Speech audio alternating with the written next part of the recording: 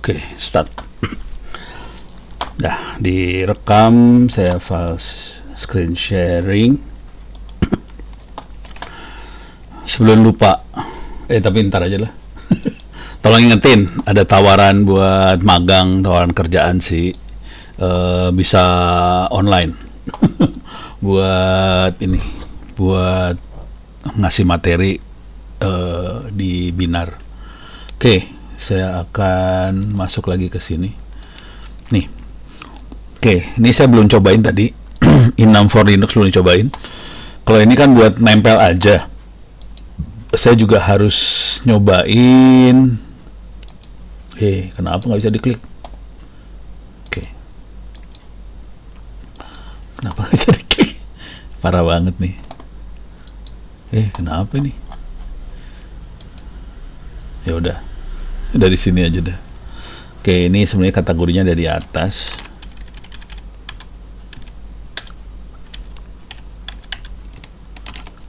Oke.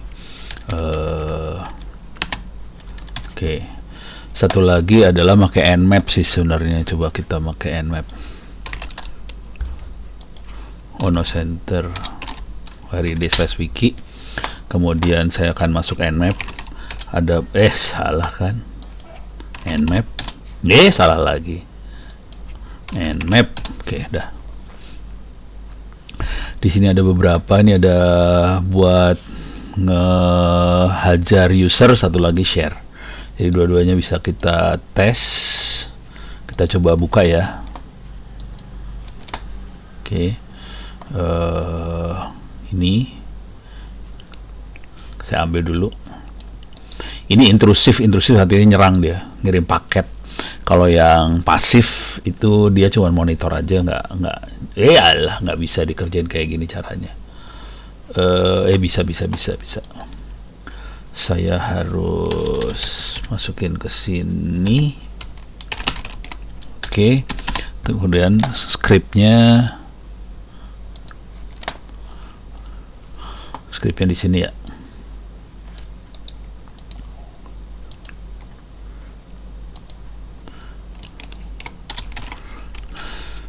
Jadi tambahin script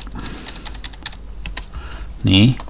Jadi Nmap scriptnya apa, portnya 445, IP-nya berapa, kira-kira gitu. Bisa juga pakai usernya apa,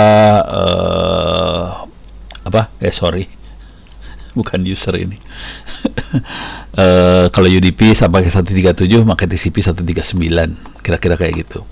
Itu kalau pakai enum user. Enum itu maksudnya enumeration. Sekarang kalau kita yang di enum adalah SMB share, folder yang di share-nya apa aja, kita bisa tambahin di sini.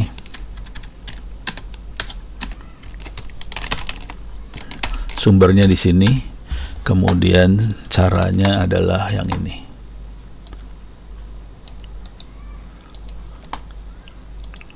Contohnya beberapa ya sekaligus.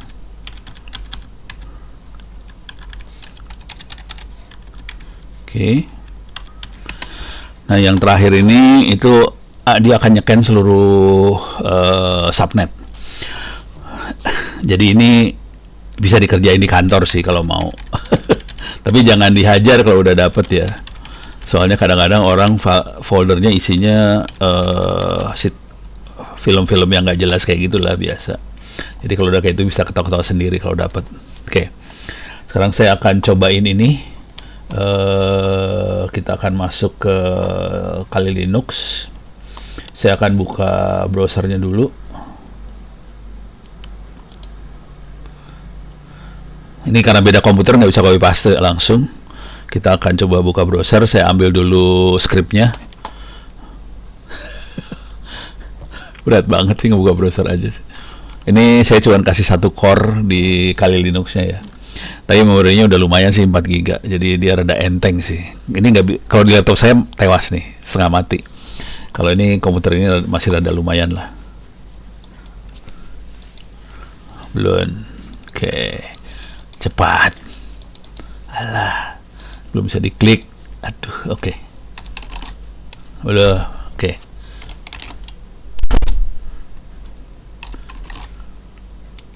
Ono Center ORID/wiki.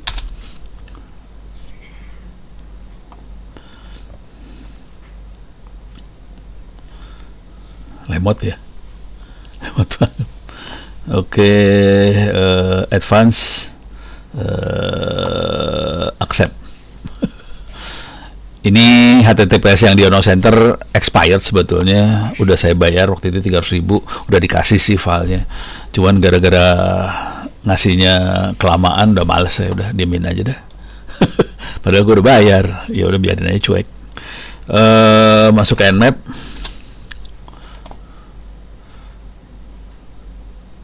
Oke, ini saya kasih 1 core sih gara-garanya itu. Soalnya kita jalani 3 mesin sekaligus. Jadi, oke, kita akan masuk ke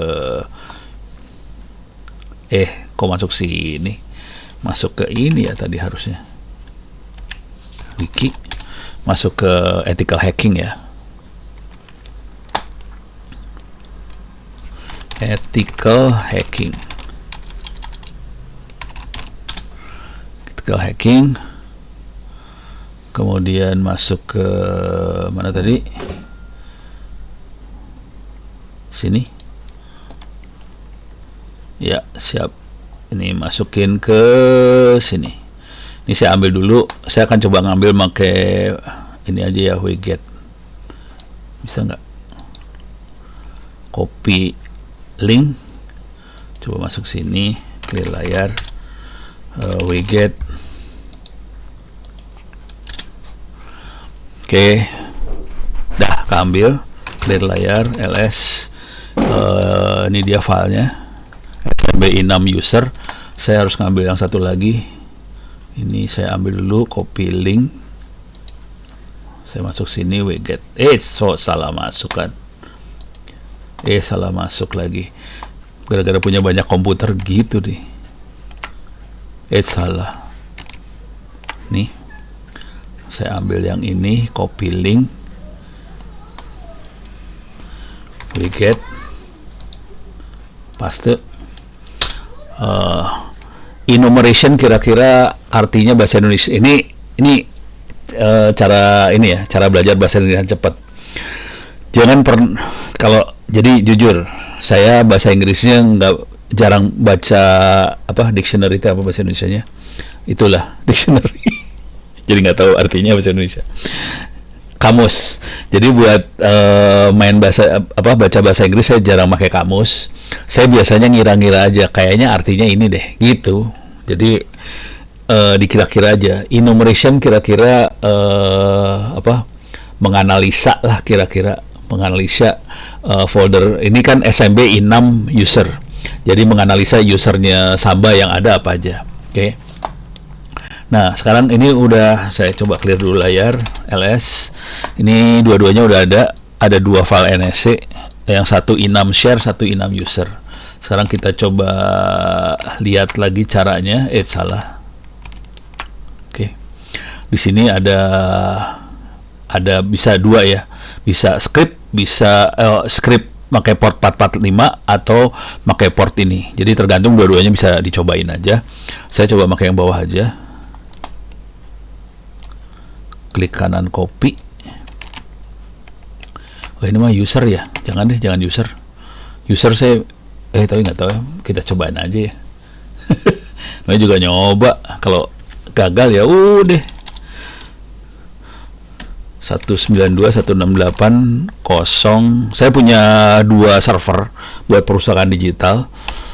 Yang satu 09, yang satu lagi 07. Oke, saya coba yang 09. Oke, kelihatan username-nya Ono, passwordnya dia nggak tahu. Oke, itu usernya udah keluar. Coba yang 07, ketahuan usernya. Ya gampang lah, Ono emang. Yang 07 nggak ketemu. Jadi yang 07 nggak ketemu, tapi yang 09 kelihatan usernya Ono. Terus dia hostnya namanya ScanDisk. Sebetulnya bukan ScanDisk maksud saya ngetik waktu itu.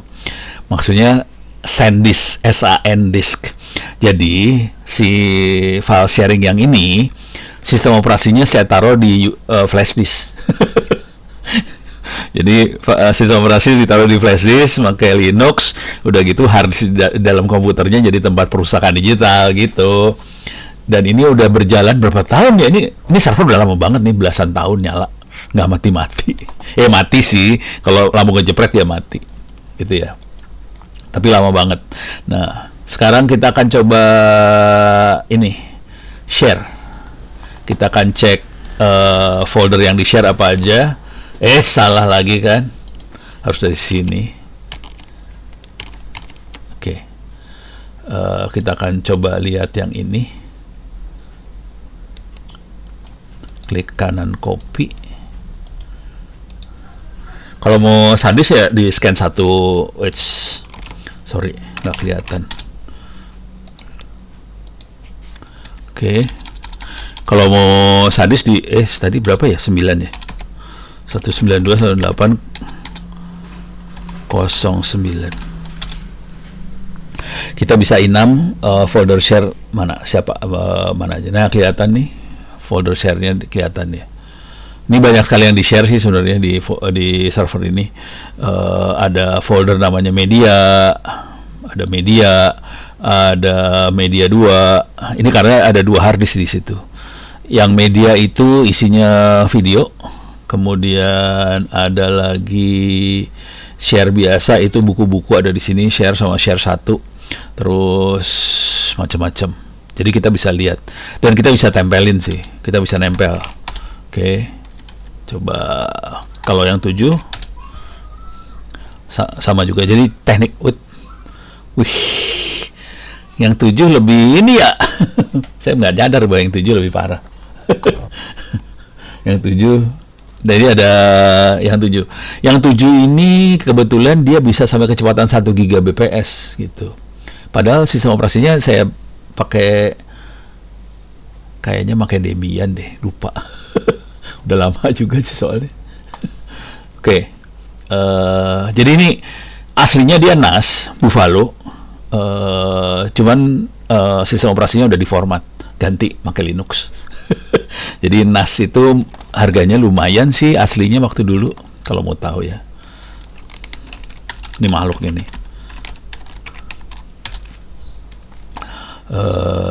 Coba shopping. Ini yang baru. Yang saya punya yang versi lamanya nih. Yang kayak gini bentuknya.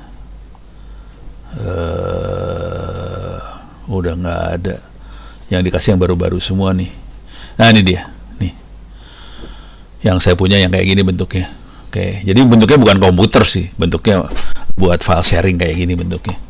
Ini Buffalo, cuman yang satu sistem operasinya ada di flash disk, yang satu lagi hard disknya sebagian dipakai buat OS. Jadi Buffalo bisa digituin sih, tidak pakai firmware-nya bisa di bypass, bisa diganti sistem operasinya, kira-kira kayak gitu. Oke, dah. Dengan pengetahuan seperti itu kita bisa tahu file sharingnya apa aja. Nah, terutama yang sebelumnya tadi ya, file sharingnya udah tahu. Kalau udah tahu file sharingnya, nanti kita bisa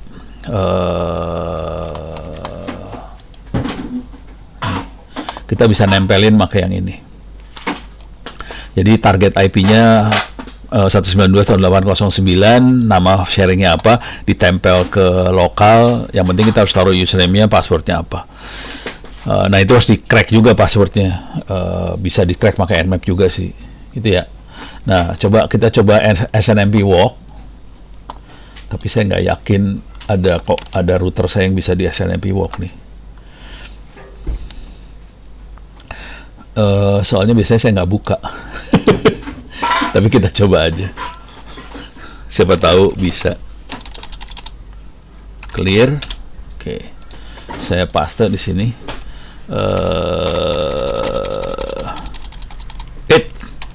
Public sorry.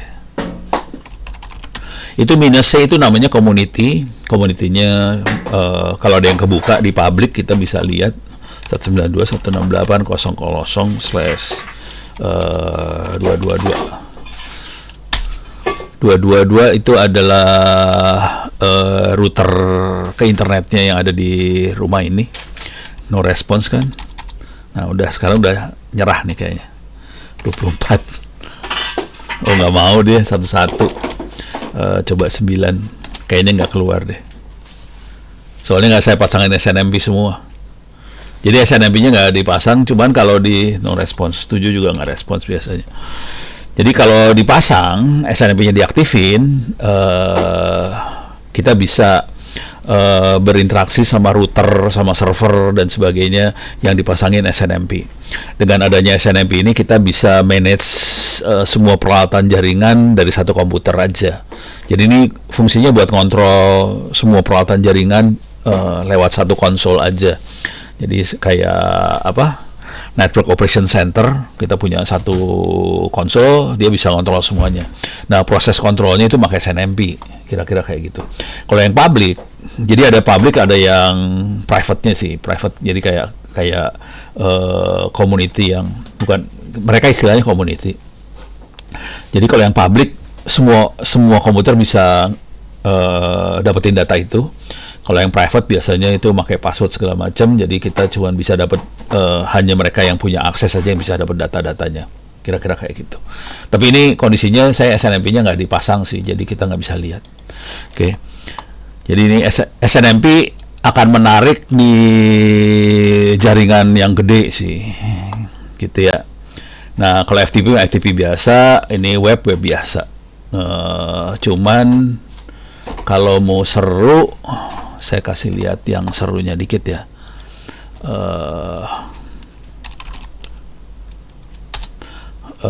Saya masuk ke evaluasi banking.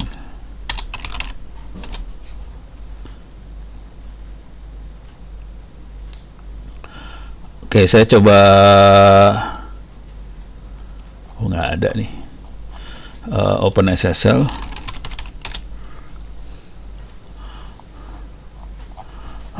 Saya akan coba ngeliat. Nggak ada. Oke. Kalau cuman si URL buat ngeliat web, mungkin agak biasa aja. Nih, coba lihat. Oh ya, Pak Yahya bocor mic-nya. Kagak nyadar. Oke. Coba open SSL. Oh, beberapa situs e-banking.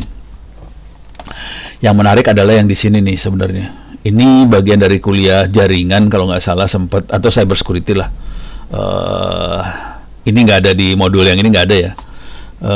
Dengan open SSL ini kita bisa ngelihat sertifikat, kita bisa ngelihat siapa yang jadi sertifikat authority dari situs-situs ini, gitu ya. Pada zaman dulu kala semuanya pada melanggar hukum sih. Jadi sebetulnya menurut aturan yang ada di Indonesia, semuanya harus pakai sertifikat authority servernya Indonesia. Tapi Indonesia kan nggak ada yang diakui dunia gitu maksudnya. Ini kita connect ke Bank Permata. Nah, ini kelihatan kayak gini nih. Kita bisa lihat ini web HTTPS. Waduh, bencana alam, ada yang pecah jatuh.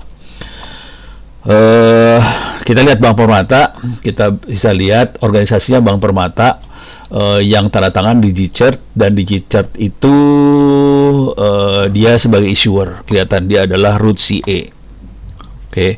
High Assurance DigiCert Bank Permata. Oke. Pada zaman dulu kala ini ilegal.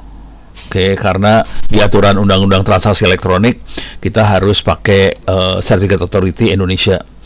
Akhirnya solusinya adalah si DigiCert dan teman-teman semuanya itu mereka bikin kantor cabang di Jakarta. Tapi tetap servernya mah di luar negeri. Jadi sebenarnya melanggar hukum juga tetap ini teh sebenarnya. Tapi ya begitulah bangsa Indonesia mah. Dia bikin aturan tapi dilanggar sendiri. Kita ganti aja ya, coba sama paling gampang mah copy paste lah dari sini. Ini bisa kita klik satu-satu semuanya. Kita bisa klik satu-satu. Kita coba lihat yang ini aja ya, Bukalapak dan sebagainya. Dia makanya siapa? Kita bisa tes.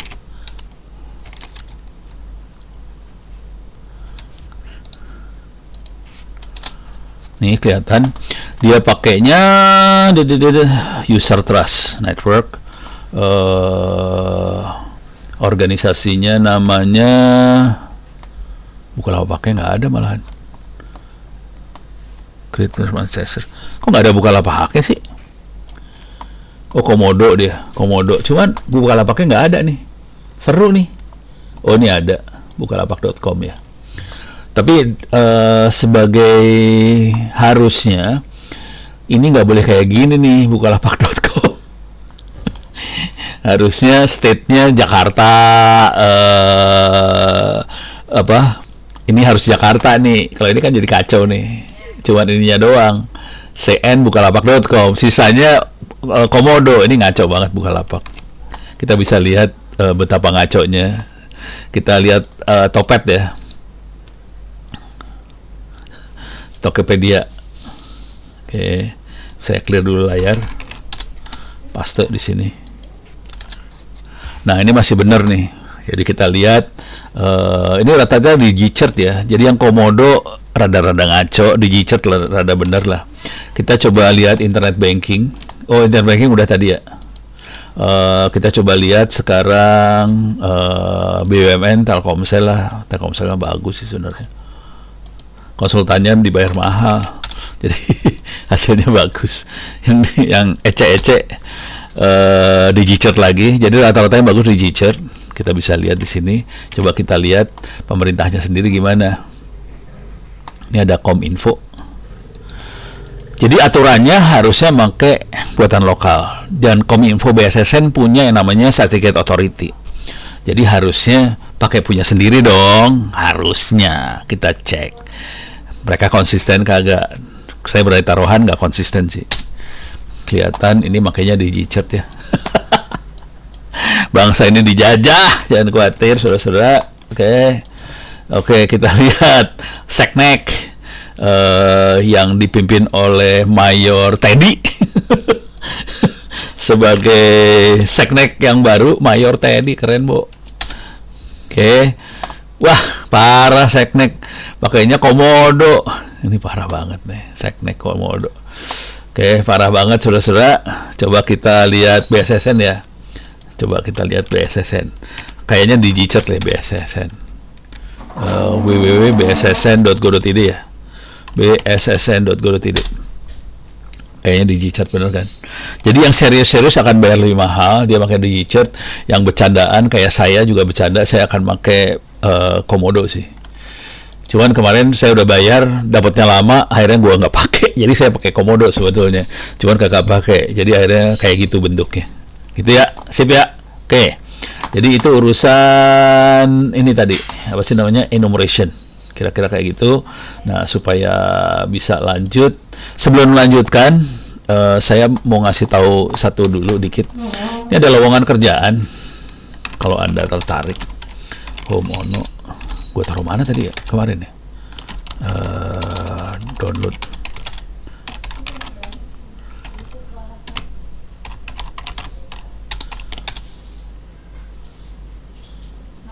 Nah, ini nih, ini ada Binar Locker nih. Oke. Locker. Oke. Jadi Binar butuh bantuan untuk proyek pelatihan. Jadi mereka Binar Academy itu orang-orangnya lepasan dari Gojek. Jadi Gojek yang awal, pendiri-pendirinya sebagian bikin Binar Academy, sebagian lagi ya tapi masih pada berteman semua sih sebenarnya. Jadi Binar Academy juga ada yang ikut Nadiem Makarim kan, Gojek itu. Jadi ikut di Diknas lah bantuin. Yang Binar Academy itu bikin pelatihan-pelatihan. Ada full stack, front end, back end, data science, AI, product development dan sebagainya. Mereka butuh bantuan buat bikin materi, buat bikin konten dan sebagainya untuk ini semua. Oke. Bisa dijadikan kredit untuk magang, boleh. Bisa dijadikan tugas akhir, boleh. Dan bisa dinego supaya kerjanya online. Jadi nggak usah di lokasinya Binarnya sih sebenarnya. Dan mereka lebih suka online sih sebenarnya. Jadi Binar orangnya nyebar, sebetulnya ada di banyak tempat di Indonesia, nyebar, mereka kerjanya online. Jadi mereka butuh banget yang bisa bikin materi seperti ini. Dan mereka nawarin ke ITTS mau nggak mahasiswanya sama dosennya bantuin Binar. Bentuknya online, jadi enak, bisa kerja dari rumah aja.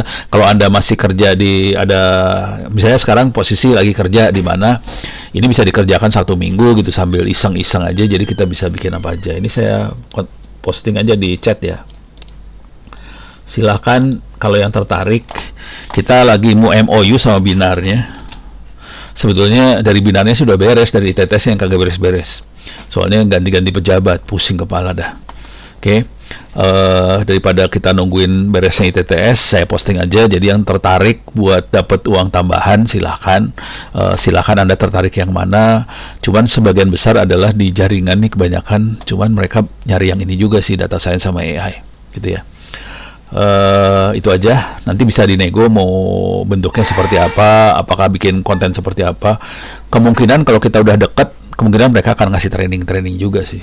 Jadi si pemberi materi juga malah di training gitu. Itu ya. Silakan kirim email ke saya, nanti saya kenalin sama orangnya. Kira-kira gitu. Cuman kalau caranya gini, kalau mau kenalan sama mereka, kita harus bikin CV, bikin profile. Bikin CV, kasih tahu kita jagonya di mana, kita bisa bikin materi apa. Ya udah, nanti dapat kerjaan tambahan lah. Saran saya sih kalau bisa dijadiin magang supaya kerjanya jadi kredit magangnya bisa dipenuhi juga. Kan magang berapa kredit ya? Lupa saya. Ya, magang kan ada kan ya. Jadi magang bisa diambil, syukur-syukur bisa dijadiin tugas akhir apa segala macam. Oke. Lanjut. Saya punya waktu sekitar 15 menit lagi. Ini saya save dulu ya. Ini udah ya. Ya, ini save aja. Oke. Sekarang saya ini balik lagi. Saya lanjut dikit buat yang minggu depan. Ternyata nggak bisa ya. Pengennya sih materinya bisa cepat. Ini udah beres. Sekarang kita masuk ke ini, teori aja yang sini ya. Eksploitasi apa? Jadi sederhananya kira-kira gini. Kalau kita nemuin sesuatu yang bolong, kita eksploitasi supaya kita bisa dapat akses di data, curi data, sampai rusak sistem. Ini rusak sistem beneran nih, Kak. Soalnya hacker yang benar-benar kurang ajar asli. Kadang-kadang nge-remove sistem operasi. Jadi dia RM minus RF / ya udah hilang tuh OS-nya. Jadi fungsinya eksploitasi adalah identifikasi bolongnya di mana. Supaya kita bisa dapat sebelum hackernya dapat kira-kira. Terus kita bisa bikin eksploitasi karena hacker akan bikin eksploitasi ini dan kita bukan melaksanakan kali ya, deploy ini kata yang benarnya di bahasa Inggrisnya deploy. Eksekusi ya. Eksekusi eksploitasi. Oke. Jenis eksploitasi banyak, buffer overflow, SQL injection, cross-site scripting, remote code execution, zero-day exploit. Kira-kira ini yang banyak dipakai. Kemudian contoh eksploitasi ya, hacker nyuri data, terus hacker nge-DDoS. Ya betul, ini Putri. Ya betul, cuman ini kontaknya saya bukan sama Bu Alamandanya sih, sama mitra teman-temannya dia, teman-temannya. Tapi kira-kira yang bekennya si Ibu Alamandanya. Lokasinya mereka harusnya ada di daerah Tangsel juga, tapi nanti kontaknya saya bukan di Tangsel. Bagian marketingnya bukan bagian kerjasamanya bukan di Tangsel sih, ada di Jogja. Mau bingung lah kalau udah ngeliat orangnya di mana-mana. Beres ya. Nah, ini di DOS, ini jujur dulu, server kita OpenCourse ITTS ACD minggu paling nggak, minggu sampai tadi pagi kena DDoS sih sebenarnya. Jadi kalau Anda nyobain ngerjain ujian online segala macam sampai tadi pagi nggak bisa karena servernya kena DDoS. Jadi ya nyebelin sih. Itu susahnya, resikonya kalau ngajarin hacking. Servernya di DDoS orang. Aduh, ampun deh. Ya, gitu dah. Perjuangan banget. Gitu ya. Terus ambil alih kontrol, paling gampang ya kita masuk, ganti IP atau ganti passwordnya, ya udah kita ambil alih. Yang paling sering ini, atau kita ganti, jangan router nih ya, pada atau akun email Gmail. Nah, bisa tuh. Yang sering mah gitu, akun media sosial, Gmail, email diambil alih. Itu sering banget, dan begitu orang pada minta tolong ke saya, Pak Ono bisa balikin akun saya nggak? La ilaha illallah, gue suruh ngehack orang lagi. Jadi sistem dihack, suruh dihack ulang. Waduh, nggak gampang sih. Jadi tujuannya bisa dapat akses di data, curi data, rusak sistem, spionase. Nah, yang spionase ini yang seru adalah yang spionase karena kita bisa naro aplikasi mata-mata, ditaruh di HP dan sebagainya. Paling blow on mah ini cara spionasi paling blow on ya, adalah kita ikutin grup orang, udah gitu kita bisa ngelihat ini orang ngobrolin apa aja gitu. Itu teknik itu open source intelligence yang sering dikerjain, termasuk oleh aparat kita, kayak gitu caranya. Jadi masuk grup aja, monitoring nih, ngobrolin apa aja sih, ya udah beres dah lo. Oke, cara pencegahannya update software, pakai firewall, monitoring system, pelatihan buat keamanan, pentest. Jadi ini kita familiar semua ya. Cuman seringkali orang nggak ngerjain. Jadi ya bonyok. Oke, baiklah. Kenapa? Kok nggak mau? Wah, ethical hacking lagi aja, klik. Oke, masuk lagi, ini beres. CV itu ini kayak semacam ID, atau jangan kartu identitas lah, ID. CV ID tapi orang yang ngasih sebenarnya. ID dari sebuah kerentanan, nomornya unik, mengidentifikasi kerentanan secara spesifik. Di dalamnya ada deskripsi singkat, produk atau software yang terpengaruh, tingkat keparahannya, kritis, tinggi, rendah, sedang, rendah. Dan ini menentukan, ini kritis, tinggi, rendah, sedang, rendah, itu akan menentukan kita harus bereaksinya seperti apa. Kalau kritis sama tinggi itu harus cepat reaksinya. Kalau sedang, rendah kita bisa agak delay lah, kira-kira gitu ya. Terus dia biasanya ngasih referensi. Kenapa CV penting buat ethical hacking? Oke. Ini bantu ethical hacking untuk cari target yang spesifik untuk diuji penetrasinya. Kita bisa memenuhi kelemahan. Jadi karena produk banyak banget, aplikasi banyak banget, kita perlu dibantu database sih. Ini database kelemahan sih sebenarnya, intinya gitu. Dengan cara itu kita ngasih laporannya jadi kayak enak. Dengan CV ini kita bisa bikin exploit juga sih. Karena di CV biasa diterangin kelemahannya apa aja, dan kita akhirnya bisa exploit, dan kita kadang-kadang bisa dapat exploitnya di dunia yang terbuka ya, GitHub atau apa, bisa kadang-kadang dapat exploitnya juga sih. Oke. Software vendor biasanya ngerilis patch untuk, kalau udah ditaruh di CVE biasanya vendornya akan nge-patch gitu. Nah, kita sebagai ethical hacking biasanya gini, pas kita dapat ini CV-nya di mana, masalahnya di mana, kita bisa kasih tahu yang punya sistem. Ini harus diedit dulu nih, ngilangin ininya. Sorry, ini sambil ngedit ya. Soalnya ini materi baru, jadi editnya masih banyak. Jadi kalau kita dapetin CV-nya, kita ngasih tahu yang punya sistem, yang ngasih duit ke kita. Ini software yang dipakai, CV-nya di mana aja. Nah, mereka bisa teriak karena mereka misalnya beli softwarenya dari Microsoft atau segala macam. Kita tinggal bilang Microsoft, software yang punya kita nih bocornya di sini kena CV ini, ya udah nanti di patch. Kira-kira kayak gitu. Dari referensinya jadi ID-nya jadi CV jadi ID. Oke.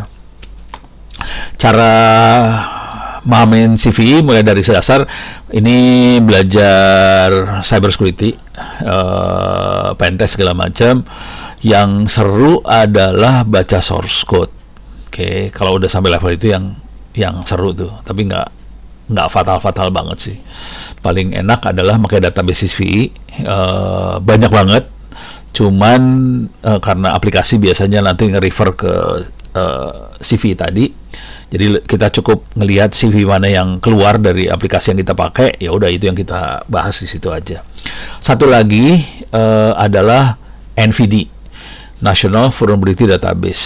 Ini yang ngeluarin adalah NIST, National Institute for Standard Technology. Ini kira-kira kalau di Indonesia adalah Badan Standar Nasional lah, BSN kayak gitulah, Badan Standar Nasional. Jadi mereka yang ngeluarin standar. Badan ini NIST juga yang mengeluarkan SP berapa ya? 800 atau 600. Itu yang standar buat cyber security di Amerika. Dengan standar itu semua perusahaan Amerika jadi bisa menilai diri sendiri kira-kira posisinya dia di sebelah mana. Kira-kira kayak gitu ya. Ini balik lagi cara memahami CV. I adalah baca berita-berita keamanan, buletin keamanan vendor, segala macam. Ini perlu dilakukan kalau kita serius kerja di situ. Jujur saya nggak ngerjain ini, nggak ada waktu, gila. Yang kita perlu kerjain banget adalah bikin lab. Bikin labnya seperti Ono kayak gini ya, bikinnya pakai virtual box kayak gitu-gitu. Jadi free aja gitu mainnya. Tapi kita perlu nge-lab. Kalau nggak nge-lab nggak akan sanggup ngikutin. Saya nge-lab. Kalau nggak kekejar, asli nggak kekejar. Oke. Cuman Ono nge-labnya kapan? Biasanya Ono nge-lab pada saat ngajar. Jadi Ono ngajar sambil nge-lab sebenarnya. Karena nggak mungkin nge-lab sendiri, udah nggak mungkin. Jadi karena waktu saya sempit banget. Jadi biasanya kalau saya ngajar atau lagi ngasih seminar, webinar segala macam, itu sambil nge-lab sebetulnya. Cuman orang pada nggak tahu. Kayaknya orang udah tahu, padahal kagak. Jadi Ono nggak tahu, kita coba. Kadang-kadang makanya kalau lagi webinar atau apa kan, kalimat yang dikeluarin dari Ono, mari kita cobain ya. Gitu. Maksudnya Ono belum nyoba. Jadi misalnya kita nulis sebuah CV, terus yang perlu kita lakukan apa? Periksa aplikasinya, versinya berapa. Terus kita coba bikin query. Ini kalau database ya, query exploit kerentanan itu, terus uji, gitu ya. Ada tool otomatis buat itu semua, bisa Nmap segala macam. Kalau pakai SQL ada juga SQL Map sih. Oke. Kita bisa ikut grup dari orang-orang komunitas cyber security, dan etikanya kita pakai ini semua buat yang baik, kira-kira kayak gitu sih. Oke. Coba lagi masuk lagi di sini udah. Nih. Ntar aku tanya dulu ya. Ini kita bikin exploit sederhana, tapi ini waktu tinggal 2 menit lagi, susah ya. Ini contohnya exploit sederhana. Ini pakai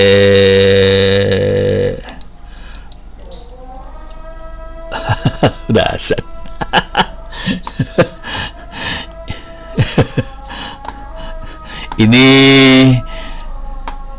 Ini bahasanya bahasa apa yang ini ya?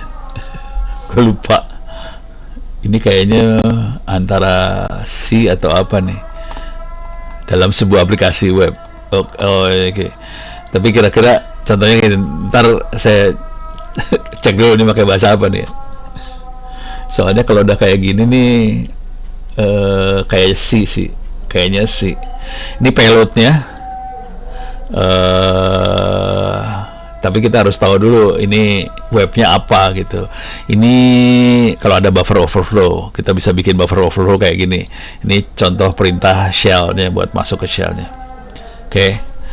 Kira-kira kayak gitulah. Tapi kalau mau sih kita cari-cari. Bahasa yang dipakai bisa Python, C, Ruby dan sebagainya. Oke, saya cukupkan segini dulu. Kita lanjutkan minggu depan. Mudah-mudahan bisa bermanfaat sampai titik sekarang. Minta maaf, ini soal-soal belum saya tambahin lagi. Mudah-mudahan dalam minggu ini saya punya waktu ada 4 hari yang agak kosong. Tapi mulai hari Sabtu, Minggu, Senin, Selasa, minggu depan. baru saya tambahin macam-macam. Mudah-mudahan saya bisa 2 sekaligus ini, soalnya ada 2, ethical hacking sama forensik, dua-duanya harus ditambahin. Oke. Terima kasih banyak, mudah-mudahan bermanfaat. Bila taufik hidayah. Assalamualaikum warahmatullahi wabarakatuh. Sampai ketemu minggu depan.